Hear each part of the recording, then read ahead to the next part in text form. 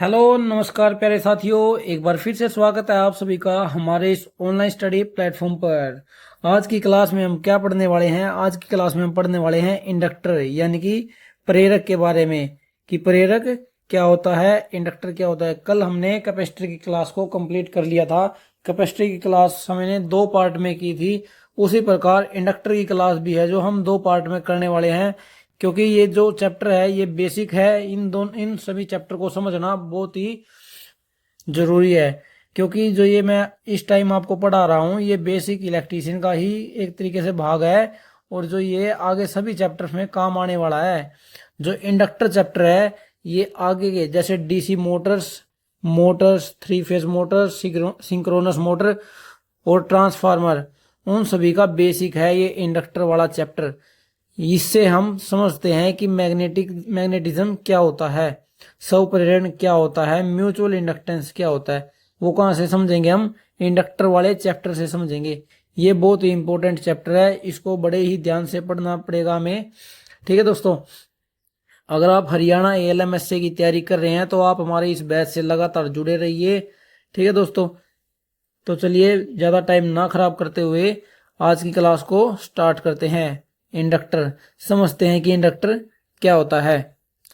जब किसी कुंडली में यानी कि कोयल में विद्युत धारा का प्रवाह कराया जाता है तो धारा में परिवर्तन का विरोध करने वाली युक्ति को प्रेरक कहते हैं, तथा इस प्रेरक के प्रेरण प्रभाव द्वारा एकाएक धारा परिवर्तन का विरोध अथवा रुकावट प्रेरक तो कहलाता है। क्या कहता है? जब मान लीजिए ये कोयल है, देखिए दोस्तों ये एक कोयल बनाई हुई है, इसी को कुंडली कहते हैं। कुंडली में जब हम इसके अंदर विद्युत धारा यानी कि करंट को प्रवाह करते हैं तो ये जो ये कुंडली है ये धारा के परिवर्तन में विरोध करती है। प्रवाह में विरोध नहीं करती, परिवर्तन में विरोध करती है। जो प्रवाह में विरोध करे ना उसको तो हम रेजिस्टेंस कहते हैं, लेकिन ये क्या है? ये धारा के परिवर्तन में का विरोध करती है। इस युक्ति को क्या कहते हैं? प्रेरक कहते हैं। तथा इस प्रेरक के प्रेरण प्रभाव द्वारा एकाएक धारा परिवर्तन का विरोध अथवा रुकावट प्रेरक तो कहलाता है। क्या है? जब इसमें धारा में परिवर्तन होता है ना तो इस कुंडली के चारों तरफ एक फ्लक्स उत्पन्न होता है, फ्लक्स, जिसे हम फाई से डिनोट करते हैं। ठीक है दोस्तों, और ये फाई कैसे उत्पन्न होता है? धारा में परिवर्तन के साथ। विद्युत प्रेरक में विद्युत जड़त्व का गुण होता है। किसका? इलेक्ट्रिकल इंटीरियर का गुण होता है। किसमें? प्रेरक में विद्युत जड़त्व का। ये देखिए इसका प्रतीकात्मक चिन्ह क्या है? एल। एल से इसको दर्शाते हैं, और इसका चिन्ह क्या है? ये इसका चिन्ह है। ठीक है दोस्तों, प्रेरक का चिन्ह क्या है? ये कोयल है। आगे चलते हैं। प्रेरक एक चालक को कुंडलित करके बनाया जाता है, यानी कि ऐसे कुंडली यानी कि गोल गोल इसके टर्न बनाए जाते हैं तार के। अर्थात जब कुंडली में धारा में परिवर्तन होता है तो उसके सापेक्ष फ्लक्स परिवर्तन के फलस्वरूप प्रेरित विद्युत वाहक बल उत्पन्न होता है। क्या होता है? जब हम इस कोयल के अंदर करंट को देते हैं, क्या करंट इसके अंदर देते हैं इस कोयल के अंदर, तो क्या है? इसके अंदर एक फ्लक्स उत्पन्न होता है। क्या होता है? फ्लक्स उत्पन्न होता है। और जो ये फ्लक्स है, इस फ्लक्स के उत्पन्न होने के कारण इसके अंदर विद्युत वाहक बल पैदा होता है, जिसे हम स्वप्रेरण कहते हैं। क्या कहते हैं? स्वप्रेरण यानी कि सेल्फ इंडक्टेंस। इस कोयल के अंदर क्या है? हमने करंट दिया, इस करंट के धारा में परिवर्तन के कारण इसके साथ इसके आसपास के क्षेत्र में फ्लक्स उत्पन्न हो गया। क्या? फ्लक्स उत्पन्न हो गया, जिसके कारण इसके अंदर स्वप्रेरण का गुण आ जाता है, और इसके अंदर एक और करंट बहने लग जाता है जो इस स्वप्रेरण की वजह से पैदा हुआ है। ठीक है दोस्तों, आगे समझते हैं इसको अच्छी तरीके से। ई यानी कि EMF, जो प्रेरित विद्युत वाहक बल को किससे दर्शाएंगे? ई से। और ये ई समानुपाती होता है dϕ/dt के, यानी कि dϕ/dt क्या है? फ्लक्स में परिवर्तन की दर। ई समानुपाती फ्लक्स में परिवर्तन की दर। अब अगर इसको हम सोल्व करते हैं तो आगे क्या है? -n dϕ/dt आ जाता है। -n किसको डिनोट कर रहा है?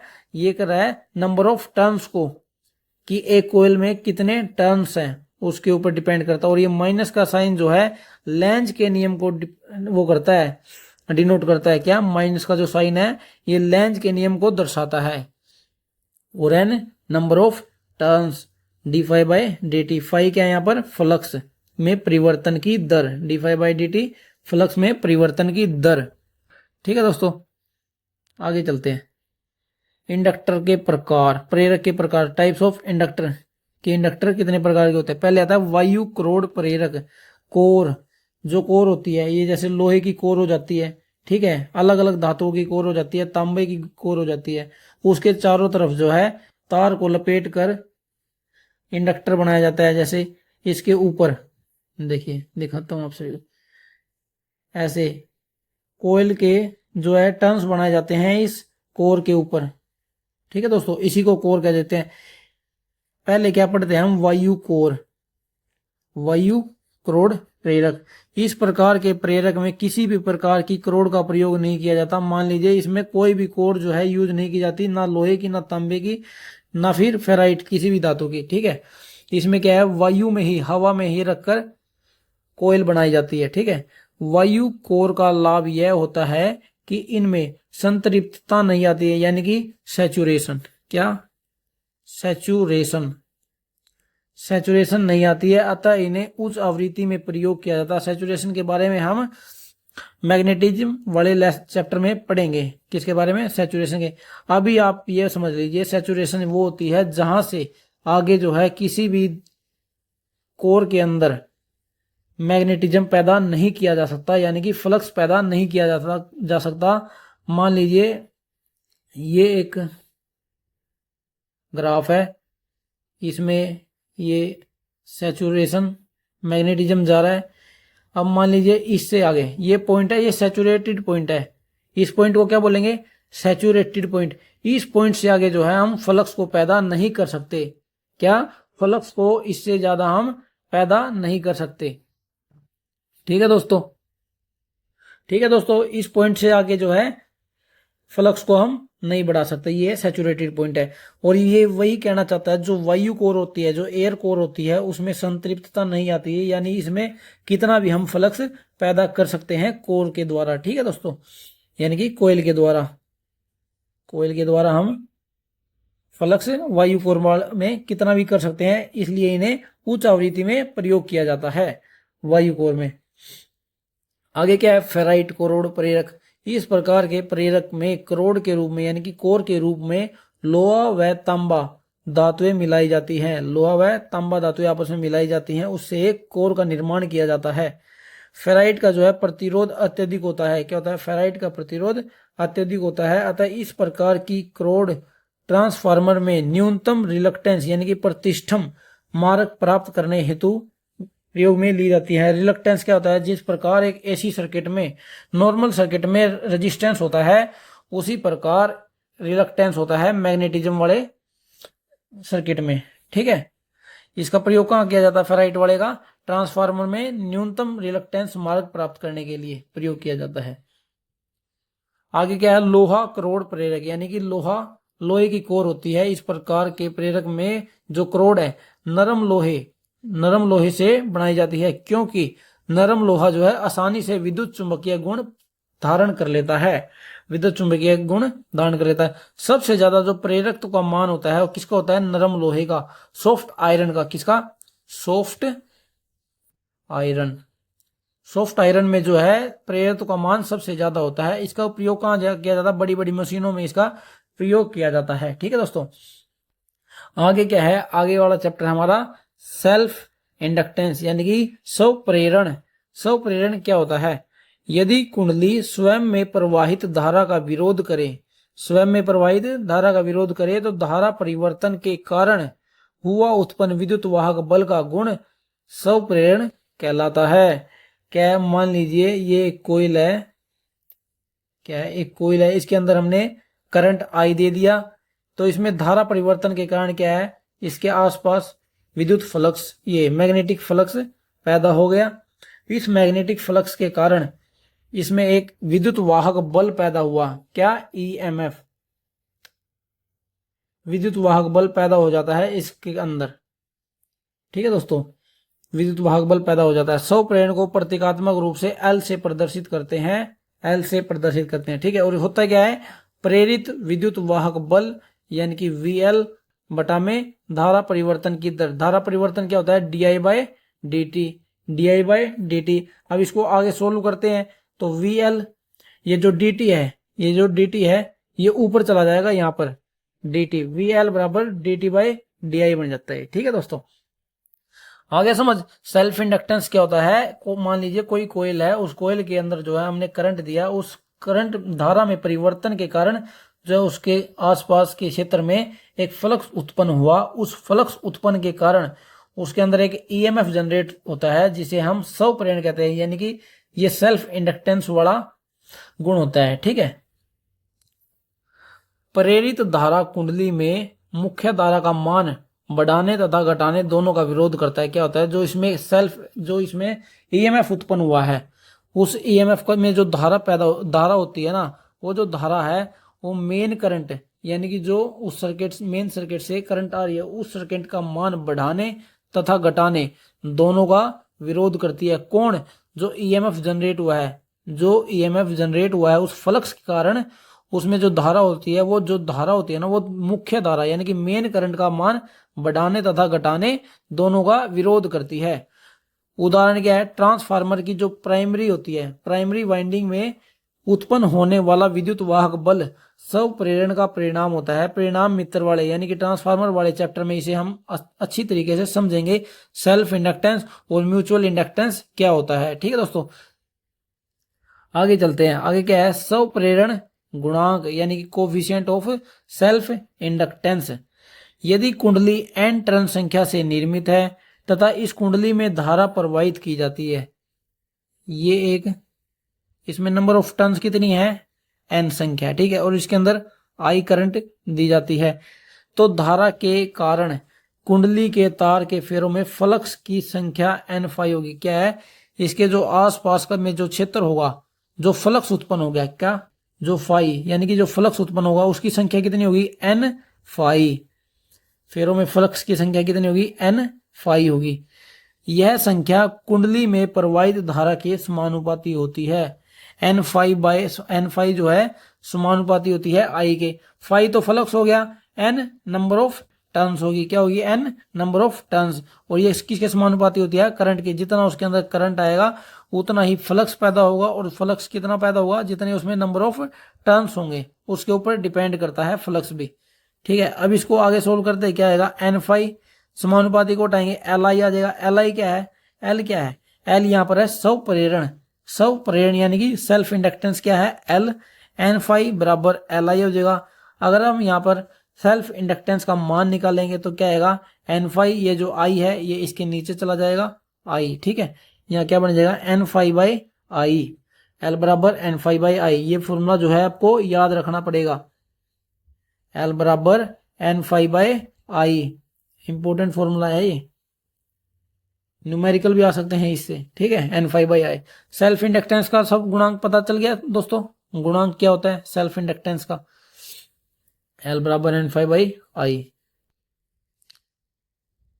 एक और फॉर्मूला होता है फ्लक्स का, फ्लक्स का क्या होता है, फ्लक्स का formula N I by S, यानी कि चुंबकीय वाहक बल यानी कि एमएमएफ। जिस तरह एसी सर्किट में यानी कि नॉर्मल सर्किट में ईएमएफ होता है, क्या होता है, ईएमएफ होता है, उसी प्रकार चुंबकीय सर्किट में चुंबकीय वाहक बल होता है यानी कि एमएमएफ होता है, जो कि चुंबक के गुण को चलाता है सर्किट में। ठीक है, उसको क्या कहते हैं, MMF, MMF magnetic motive force. ठीक है, चुंबकीय वाहक बल बटा में प्रतिष्ठंभ रिलक्टेंस। मैंने आपको बताया जिस प्रकार एक एसी सर्किट में रेजिस्टेंस होता है उसी प्रकार एक चुंबकीय सर्किट में रिलक्टेंस होता है यानी कि प्रतिष्ठंभ होता है। इसको दर्शाते किससे हैं, एस से। रेजिस्टेंस को तो आर से दर्शाते थे, लेकिन रिलक्टेंस को हम एस से दर्शाते हैं, किसे, एस से। और एमएमएफ को किससे दर्शाते हैं, एन आई से। N I number of turns into current, number of turns into current. इसलिए यहां से फॉर्मूला क्या बन गया, फाई का फॉर्मूला बन गया N I by S, N I by S. अगर हम इसे एल यानी कि स्व प्रेरण से निकालना चाहते हैं तो यहां पर हमने क्या पढ़ा था, एल बराबर एन फाई बाई आई। क्या होता है, एल बराबर एन फाई बाई आई। अब यहां पर फाई का मान रख दीजिए, कौन सा, ये वाला, N I by S, phi की जगह रख दीजिए एल बराबर एन, फाई का मान कितना है, एन आई बाई एस, और यहां पर आई पहले से ही है, इस फॉर्मूले में रख रहे हैं ना हम, एस आई बन गया, ठीक है। आई से तो आई कट जाएगा, यानी कि एल, एल का मान क्या आ जाएगा, एन स्क्वेयर बटे S.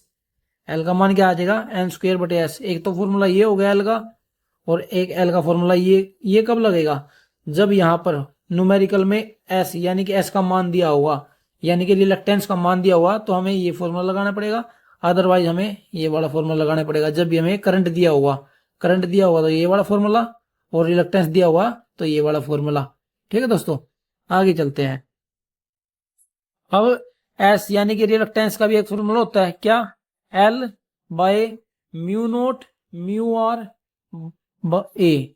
Mu naught mu R A. Mu naught, mu का क्या मतलब होता है, म्यू का मतलब है चुंबकशीलता, चुंबकशीलता। जिस प्रकार हमने कैपेसिटर वाले चैप्टर में पढ़ा था ई नोट, ई आर। ई का क्या मतलब था, ई का मतलब वहां पर विद्युतशीलता से था।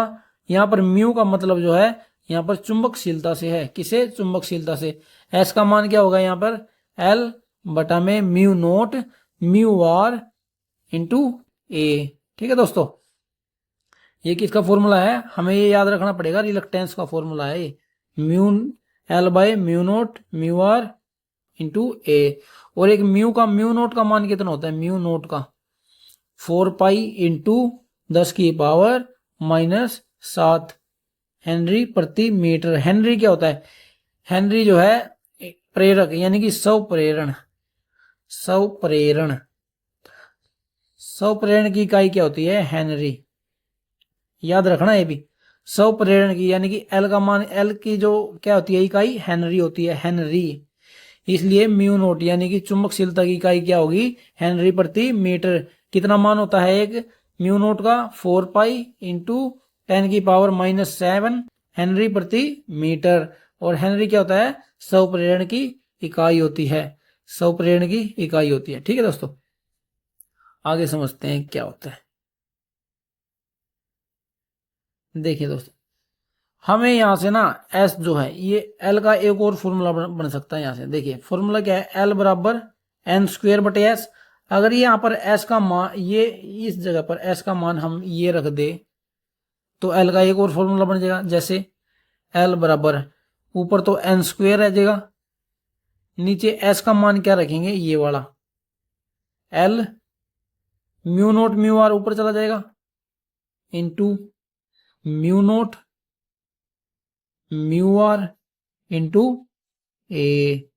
ये बन गया एल का एक और फॉर्मूला, क्या, एल बराबर N square into mu naught mu R A by L. ये क्या है, एल का फॉर्मूला बन गया। एक तो ये होता है एल बराबर N five by I, L बराबर एन स्क्वेयर बटे एस, और एक एस का तो ये हो गया, एल का हो गया ये वाला। ठीक है दोस्तों, आगे समझ इतना। एक बार ना सारे फॉर्मूले देख लेते हैं हमने क्या क्या पढ़ा है। ठीक है, एल का एक तो होता है फॉर्मूला ये, v बटा में D I by D T. D T ऊपर चला जाएगा, v D T by D I बन जाएगा। ठीक है, और क्या पढ़े हमने, एल बराबर एन फाइव बाई आई पढ़ा है हमने। और क्या पढ़ा है, एल बराबर एन स्क्वेयर बटे एस पढ़ा है। और जो अभी पढ़ा है वो कौन सा है, एल बराबर N square into mu naught mu R A by L.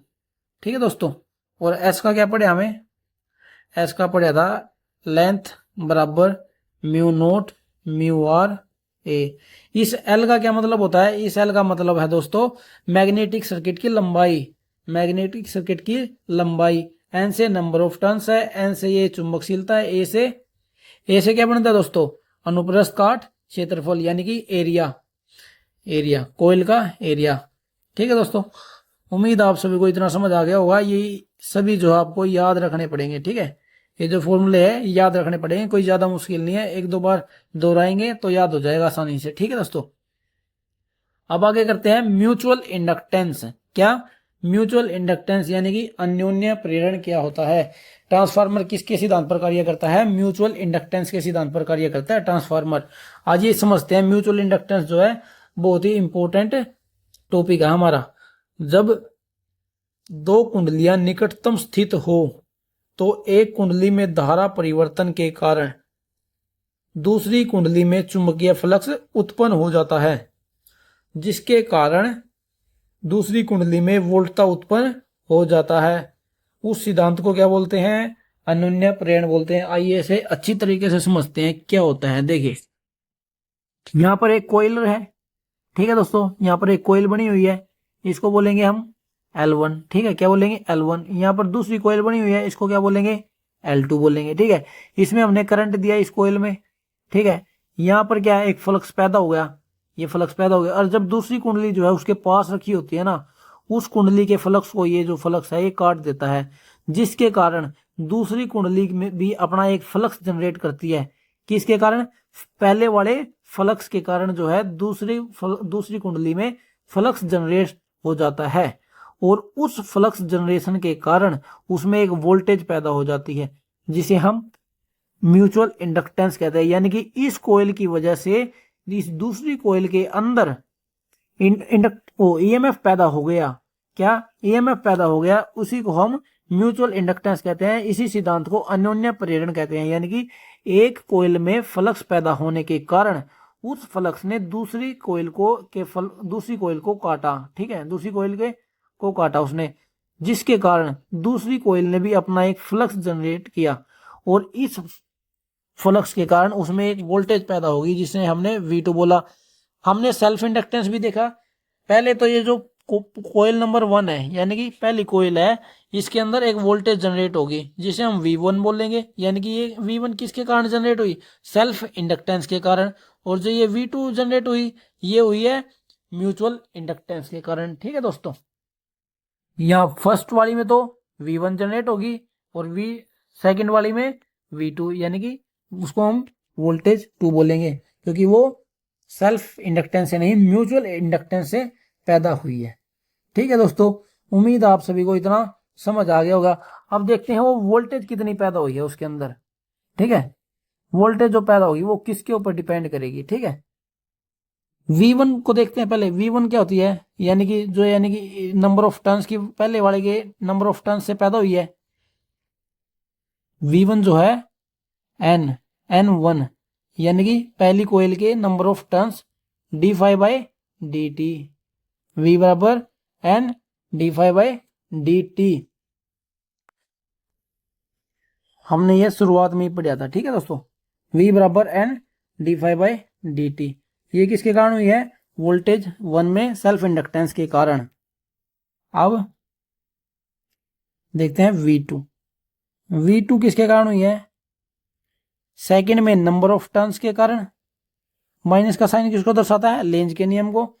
चलो इसको तो अभी हटा देते हैं, क्योंकि कंफ्यूजन बना देगा आपको। V2 कितना है? नंबर ऑफ टर्न्स सेकंड में d∅dt। यहां पर फाई कितना होगा? फाई 2 होगा। यहां इसमें तो फाई 1 पैदा हुआ, और इसमें फाई 2 पैदा हुआ। इसमें फाई 1 पैदा हुआ, इसके अंदर फाई 2 पैदा हुआ, इसलिए जो इसमें फाई 1 होगा, इसमें फाई 2 होगा। इसमें कितनी वोल्टेज जनरेट हुई? V2 बराबर N, सेकंड के नंबर ऑफ टर्न्स, सेकंड कोयल के नंबर ऑफ टर्न्स बराबर में सेकंड कोयल के अंदर जनरेट हुई फ्लक्स के ऊपर डिपेंड करता है, ठीक है दोस्तों। अब इस म्यूचुअल इंडक्टेंस वाले में, म्यूचुअल जो इंडक्टेंस है, इसमें टोटल फ्लक्स कितना होगा? टोटल फ्लक्स होगा, पहला फ्लक्स फाई 1 प्लस फाई 2 को अगर हम जोड़ दे तो हमें टोटल फ्लक्स मिल जाएगा इस पूरे सर्किट का, ठीक है दोस्तों। उम्मीद आप सभी को म्यूचुअल इंडक्टेंस वाला टॉपिक समझ आ गया होगा, कोई ज्यादा मुश्किल नहीं है। क्या है, जब दो कोयलों को आपस में रखा जाता है तो एक कोयल में, जो पहली कोयल में जो फ्लक्स पैदा हुआ है, वो दूसरी वाली कोयल को काटता है फ्लक्स, और उस फ्लक्स के कारण जो है दूसरी वाली कोयल में भी एक फ्लक्स जनरेट होता है, जिसके कारण उसमें ईएमएफ बन जाती है, ठीक है। वही म्यूचुअल इंडक्टेंस है। ट्रांसफार्मर इसी सिद्धांत पर कार्य करता है, ठीक है दोस्तों। आगे चलते हैं। आगे क्या है? युग्मन गुणांक, यानी कि कपलिंग फैक्टर। युग्मन गुणांक यह दर्शाता है कि एक कुंडली का फ्लक्स दूसरी कुंडली के फ्लक्स से कितना प्रतिशत लिंक कर रहा है। ये जो है म्यूचुअल इंडक्टेंस का जो सिद्धांत है उसको सिद्ध करता है। कौन सा, कपलिंग फैक्टर। कि मान लीजिए दो कोयल है आपस में पास पास रखी हुई है, उसमें जो एक कुंडली का फ्लक्स है वो दूसरी कुंडली के फ्लक्स से कितना प्रतिशत लिंक कर रहा है, ये कौन दर्शाता है हमें, कपलिंग फैक्टर। ठीक है, एक फॉर्मूला होता है म्यूचुअल इंडक्टेंस का।